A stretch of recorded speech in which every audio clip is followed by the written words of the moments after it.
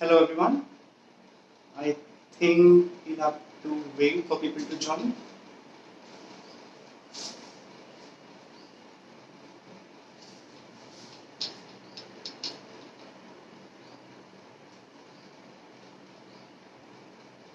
Or I think we can just start it already. So, hello everyone. My name is Siddharth Srivastava. I'm a scientist working with the Indian Space Research Organization for the past 6.5 years now.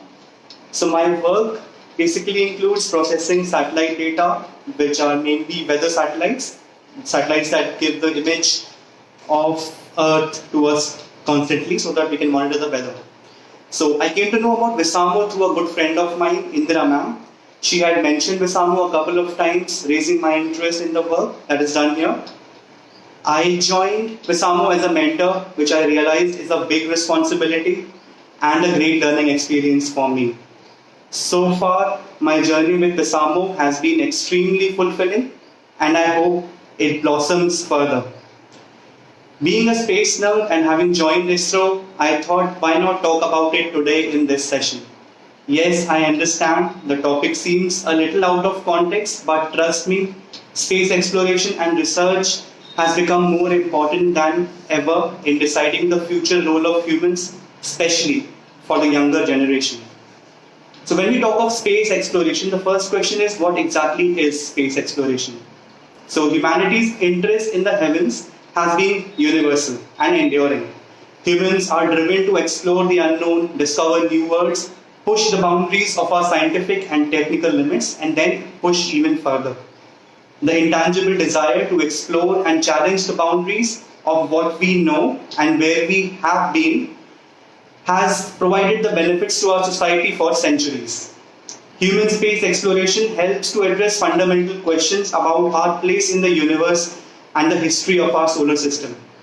Through addressing the challenges related to human space exploration, we understand technology, create new industries, and help to foster a peaceful connection with other nations. Curiosity and exploration are vital to the human spirit, and accepting the challenge of going deeper into space will invite the citizens of the world today and the generations of tomorrow to join us on this exciting journey. For centuries now, people dreamed about leaving Earth and traveling to other worlds. For a species which learned to fly just 60 years before, it was a great achievement when we stepped on the moon, something that was part of myths and legends. That ushered in the space age. So early space activities were dominated by the US and the Soviet Union, but today our country is one of the leaders of space exploration and research. During the last 60 years, unmanned probes have been sent towards all of the planets in the solar system, as well as many satellites, asteroids, and comets. Spacecraft have soft landed on half a dozen worlds, while rovers have driven over the surfaces of Moon and Mars. The Sun has also been explored in great detail by a fleet of spacecraft. Many space observatories, such as the Hubble Space Telescope, have been launched to look at the distant universe. They have sent back some amazing pictures taken in visible light. But they can also observe stars and galaxies at wavelengths that are invisible to human eyes. The flood of discoveries has changed the way we look at our own universe. Recently, especially since the coronavirus pandemic, a lot of question has been raised towards the money spent on space exploration and on the research that goes on in this field. So, to answer this question, I would like to go back to 1970. Shortly after the first Apollo landing, a nun working in Zambia wrote to NASA. She asked how they could justify spending billions on the Apollo program when children were starving to death. If one pictures these two images side by side, it hardly seems fair actually. So facing an accusation of inhumanity, a top NASA scientist responded by writing a long letter which is still relevant.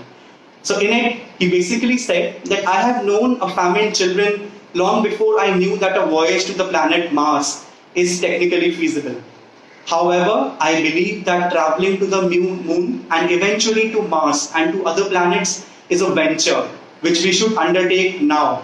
And I even believe that this project, in the long run, will contribute more to the solution of these grave problems we are facing here on Earth than many other potential projects of health which are debated and discussed year after year and which are so extremely slow in yielding tangible results.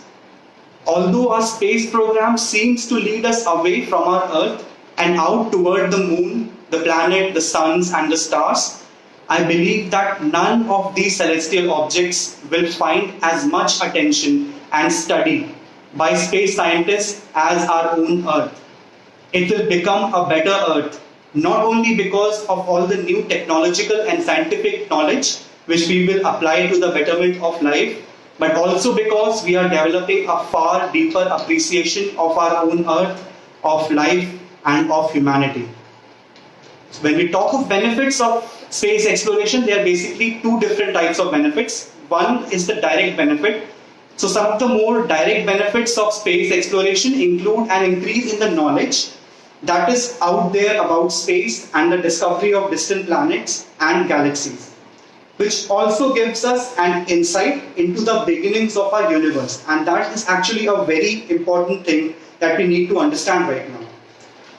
With the recent imaging of a black hole, you might have heard about that in the news, we are a step closer to understanding the origin of the universe.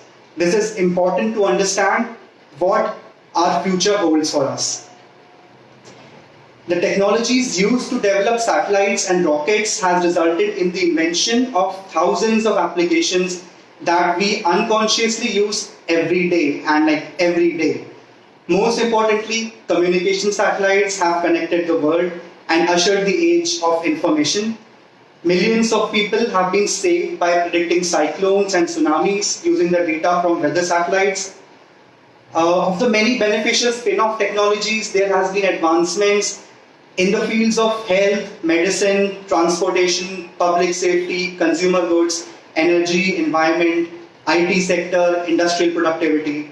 Multiple products and innovations used in the daily life are results of space-generated research. Solar panels, water purification systems, dietary formulas, supplements, materials for clothing, global search and rescue operations are a few examples of the benefit of the space research. In the field of biomedical research, recently scientists in space are studying the effects of zero gravity and how our body loses its bone functions and then regains it once we come back to Earth. This, if we can understand, can lead to inventions to counter the effects of aging. The innovation and exploration of the space age has served as an inspiration to humankind. Breaking through into space travel, man leaving Earth and defeating gravity, taking steps on the moon, and various other achievements were pivotal moments in human cultural development.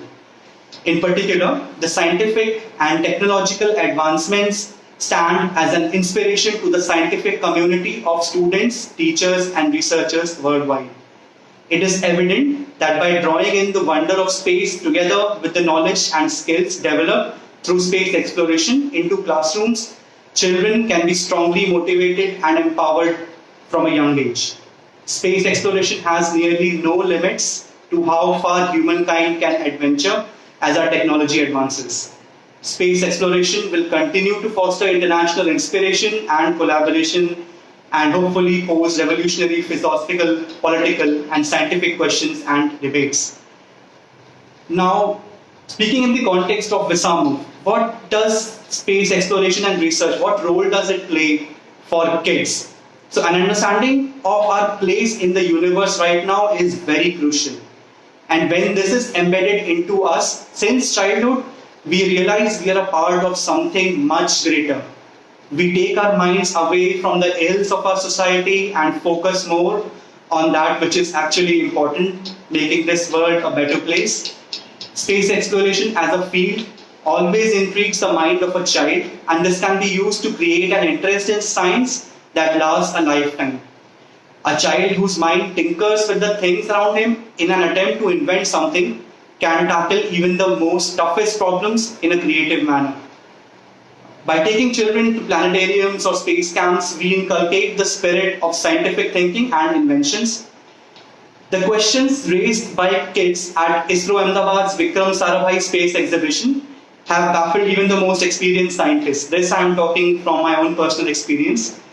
A child's mind wanders in a most beautiful manner, and the questions have ranged from benefits of space exploration, India's contribution, robotics, space exploration, physical and life sciences, space medicine, living and working in space, astronomy, and even use of space to protect the earth and our environment.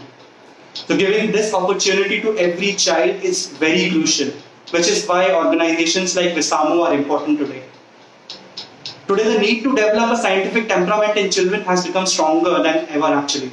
Since the invention of fire, science, religion, art and literature have helped one another to save humanity on this planet.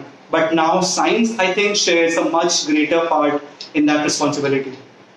With the start of a very aggressive climate change, it's more important than ever for today's child to realize the importance of a balanced physical, chemical and biological relationship with our surroundings, which can be achieved with an understanding of science. This brings us to Visamo and why organizations like this are of utmost importance today. An interest in space and the excitement to explore gives every child the potential to become something in the future that we can never dream of today. Every child, given the right guidance and the right environment to grow in, can accomplish literally anything. Visamo is already doing that today, but it still needs support. A lot of these children around us today need our help, and no, I'm not talking about just about the physical presence. They need a moral support, an educational support, a financial support. It really does take a village to raise a child. Therefore, it is my request to everyone who is listening to join and support Visamo in any way you can. Together, maybe we can help our own children save us. A child did save the world a long time ago, and I believe that a child will save us once again.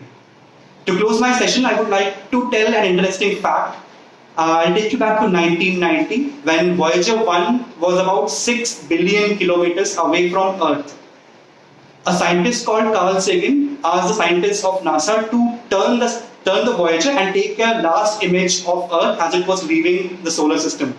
So this image, it's called the pale blue dot, and it shows our planet like a speck of dust suspended in sunlight.